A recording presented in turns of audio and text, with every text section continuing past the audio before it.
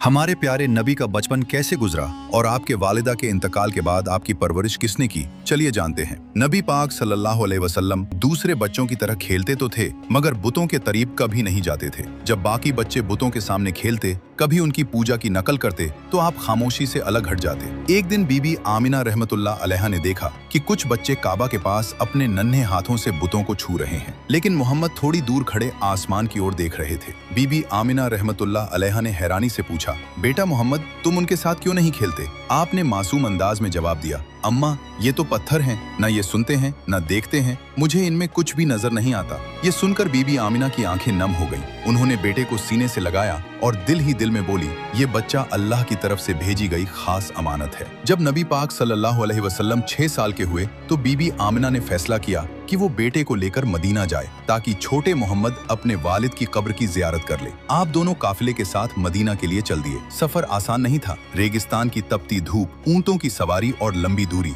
मगर नन्हे मोहम्मद की आंखों में अजीब सा सब्र और हौसला था। वे मदीना में तकरीबन 1 महीने ठहरे। रिश्तेदारों से मुलाकात हुई। जब वालिद के कब्र पर पहुंचे तो बीबी आमिना ने कहा, बेटा यही तुम्हारे वालिद की कब्र है, वो तुमसे बहुत मोहब्बत करते थे। हुजूर सल्लल्लाहु अलैहि वसल्लम खामोशी से कब्र के पास खड़े रहे। मासूम आंखों से आंसू बहते रहे मगर जुबान से कोई लफ्ज न निकला। मदीना से वापसी पर काफिला अब्वा नाम की जगह पहुंचा। वहीं अचानक बीबी आमिना रहमतुल्लाह बीमार पड़ गई। बीमारी इतनी बढ़ गई कि चलना फिरना भी मुश्किल हो गया। उन्होंने अपने बेटे को सीने से लगाया और कहा, बेटा मोहम्मद, शायद अब मैं तुम्हारे साथ न रह सकूं, मगर याद रखना तुम अकेले नहीं हो, अल्लाह तुम्हारे साथ है। तुम्हें वो जिम्मेदारी मिलेगी जो दुनिया में आज तक किसी और को नहीं मिली। 6 साल के छोटे मोहम्मद सल्लल्लाहु अलैहि वसल्लम की आंखों से आंसू बह रहे थे। कुछ ही देर के बाद बीबी आमिना रहमतुल्लाह अलैहा की रूह परवाज कर गई। हुजूर सल्लल्लाहु अलैहि वसल्लम की आंखों से आंसू थम नहीं रहे थे। काफिले वालों ने आपको वापस मक्का पहुंचाया और आपके दादा हजरत अब्दुल मुत्तलिब के हवाले कर दिया। जब हजरत अब्दुल मुत्तलिब को पता चला